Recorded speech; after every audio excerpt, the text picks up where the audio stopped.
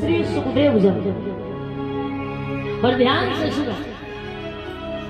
एक बार देवर्षि नारद नारायण नारायण कहते हुए वीणा को बजाते हुए कैलाश पर्वत पर पहुंचे तो देखा मैया पार्वती अकेली बैठी है और पार्वती ने देखा, रे नारद जी आज कैसे पधारे। नारद जी कहने लगे, संत सुखी विचरंत मई।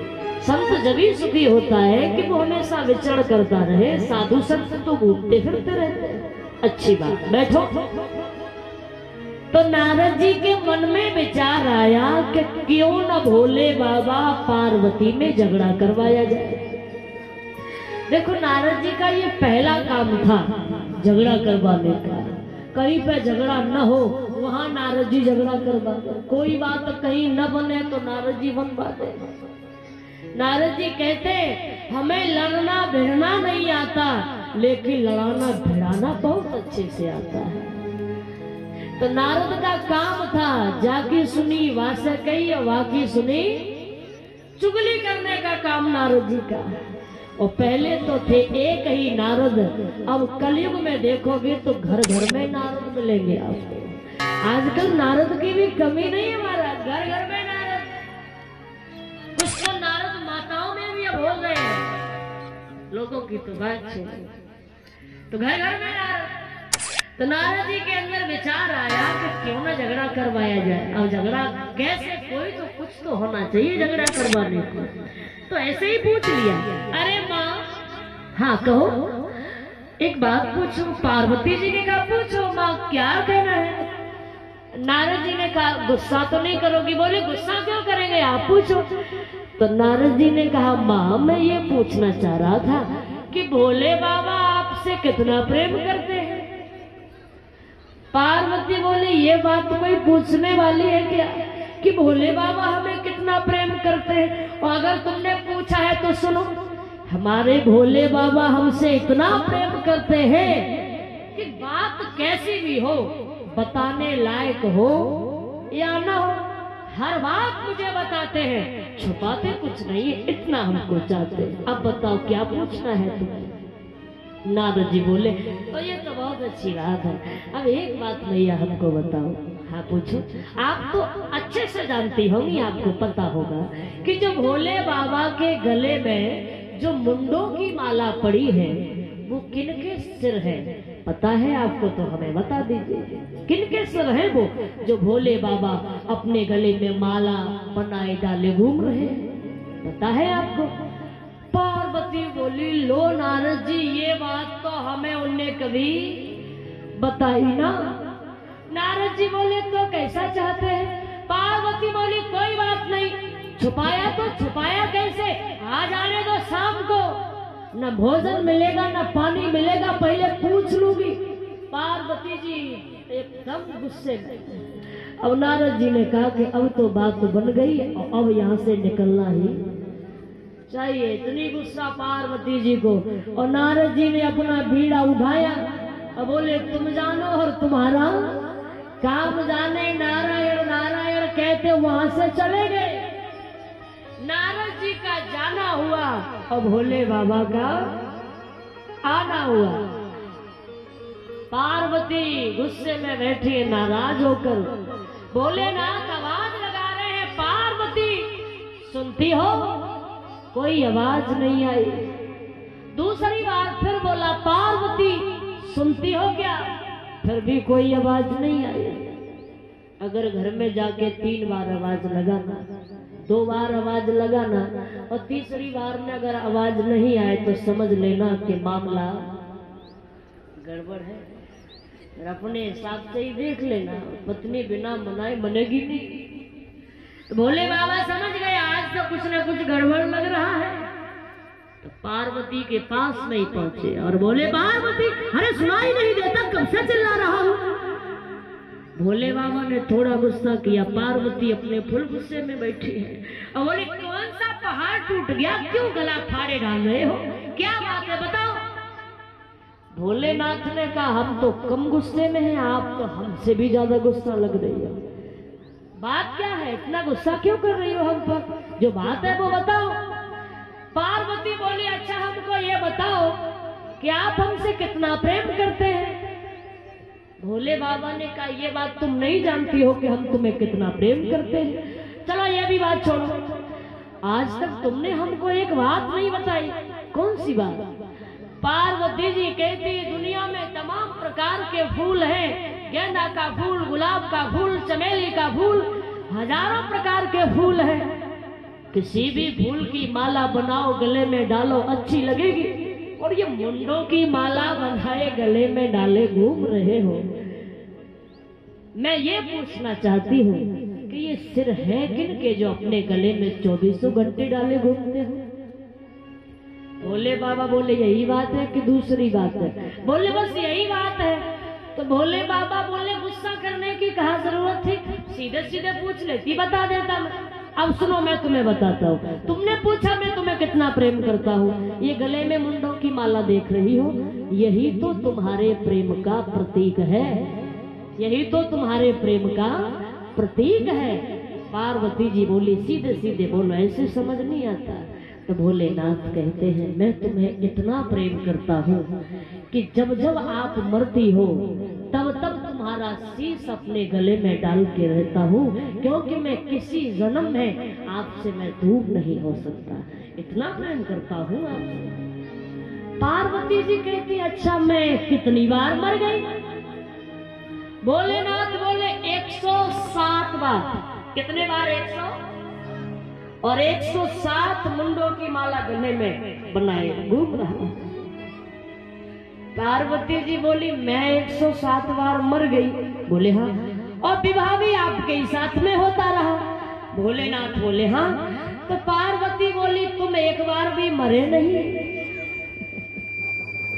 एक बार भी नहीं मरे? तुम्हें कभी बुखार भी नहीं आया? भोलेनाथ बोले कभी मर भी नहीं सकता। क्यों नहीं मर सकते हो? तुम क्यों नहीं मरते हो, हम ही क्यों मरती है? भोलेनाथ बोले नहीं बताऊंगा। पार्वती बोली नहीं बताओगे तो याद रखना अब की बार पहले तुमको मारूंगी तब बाद में मरूंगी, पहले नहीं मर सकती हूँ। ये भी कोई बात हुई? आप मरते नहीं, हम मरते रहते हैं। अब की बार तुम न मरे तो हम भी नहीं मरेंगे, देख लेना। क्यों नहीं मरते हैं आप? तो भोलेनाथ ने सीधे सीधे बोल दिया मैं अमर कथा जानता हूँ, और जो अमर कथा जानता है वो कभी मरता, अमर हो जाता है, वो मरता नहीं। अब तो पार्वती जी पीछे पड़ गई, अमर कथा हमको भी सुनाओ, हमको भी सुननी है, हमको भी अमर होना, मरना नहीं हमको। भोलेनाथ मना करने लगे नहीं सुना सकते। पार्वती जी बोली नहीं सुनाओगे? बोले नहीं सुनाएंगे। अब तो पार्वती जी रो पड़ी। अरे अच्छा हुआ नारद जी ने हमारी आंखें खोल दी, वरना अंधेरे में पड़ी रहती मैं तो।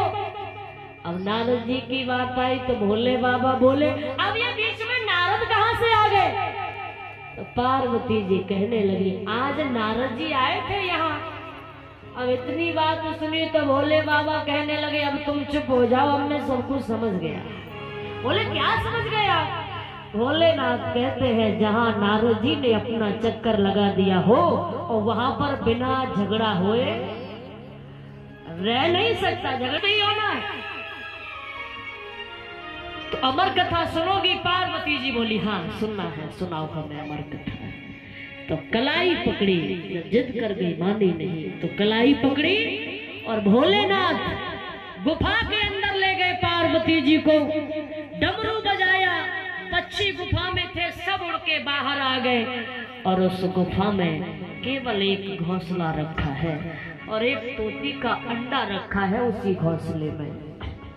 तो भोलेनाथ कहते पार्वती जी हाँ अमर कथा सुनाओ? बोले हाँ सुनाओ, लेकिन बीच बीच में हुकरा देना पड़ेगा। हुकरा का मतलब समझ रहे होंगे, जैसे बड़े बूढ़े कहानियां नहीं सुनाते थे तो छोटा नाती होता था बैठा पास में, तो वो नाती से कहते तुम हुकरा देना हम तुम्हें कहानी सुनाएंगे। तो भोले बाबा ही बोले क्या आप हमको हुकरा देना, हम तुम्हें कथा सुनाएंगे। पार्वती बोले ठीक है हुकरा हम देते रहेंगे, तुम कथा सुनाओ। तो भोलेनाथ कथा सुनाने लगे, लेकिन हुआ क्या? वाम अंग पर महादेव जी बैठे आसन मार, अमर कथा को लगे सुनाने भोला के त्रिपुरार, उमा के पड़ गए सोता, भूकला दे रहो तोता, उमा के पड़ गए सोता, भूकला दे रहो तोता।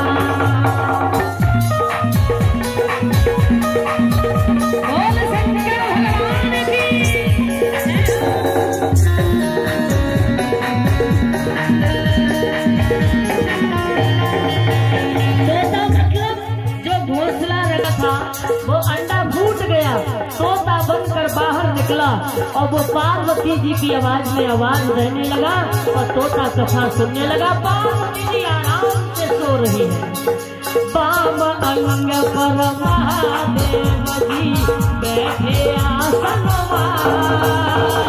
अमर कथा को लगे सुनाने, गोरा के प्रभुदान के पड़ गए सोता, भूकला दे रहो तोता, गोरा के पड़ गए सोता, भूकला दे रहो तोता।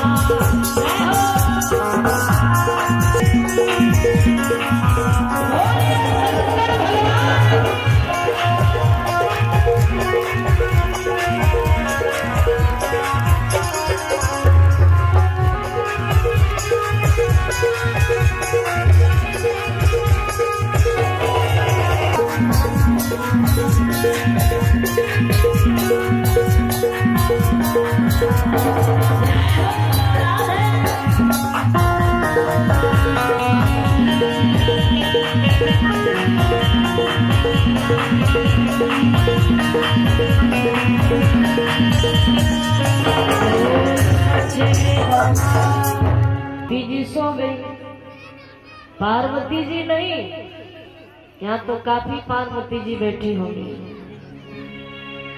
कथा में अक्सर कर भक्तों को नींद आ जाती है, अक्सर करके आ जाती है, ऐसी वैसी नहीं, अच्छी वाली आती है ना। कुछ मिला नहीं, यहाँ सोने के लिए नहीं, यहाँ तो जागने के लिए आते हैं। जीवन भर सोते सोते ही तो हो गया है, ये दरबार जागने का है, ये सोने का नहीं है। जब तक यहाँ बैठो जागते रहो, सोना नहीं है। अगर यहाँ आके भी सो जाएंगे, कहावत सुनी है, जो जागे सो पावे, सोवे सो खोवे, तो जागते रहिए, सोना नहीं है। सो गए तो कुछ भी मिलने वाला नहीं। कथा सुनी, बोले हमने तो सुना ही नहीं, क्या कह रहे थे आप, हमने कुछ नहीं सुना। बोले तुमने कुछ नहीं सुना, बोले कुछ नहीं सुना, तो फिर तुमने नहीं सुना तो आवाज कौन दे रहा था। अब तोते ने सोचा कि अब मैं बचने वाला नहीं हूँ, आज फंस गया चक्कर में, तो तोता पहले ही डर के मारे निकल के भाग दिया। तो भोलेनाथ समझ गए कि कथा इसने ही सुनी है, दौड़ पड़े उसके पीछे, ठहरो छोड़ूंगा नहीं आज। तीनों लोगों में तोता भागा, लेकिन कहीं ठहरने न दिया। तो नारद जी ने इससे कहा कि तुम वहीं जाओ जहां तुम्हें स्थान मिलेगा। और कहा, बोले वेद व्यास जी के घर जाओ। तोता दौड़ा, वेद व्यास जी की पत्नी गर्भवती है, छत पर खड़ी है, जमाई आई, मुंह फाड़ा, तोते ने अपना शरीर वही छोड़ दिया, प्राणों के सहित उनके पेट में प्रवेश कर गया, गर्भ में प्रवेश कर गया। बोलिए गोविंद भगवान की जय हो। भोलेनाथ बोले अंदर पहुंच गए, 9 महीने बाद निकलोगे तब मारूंगा, छोड़ने वाला नहीं हूं मैं।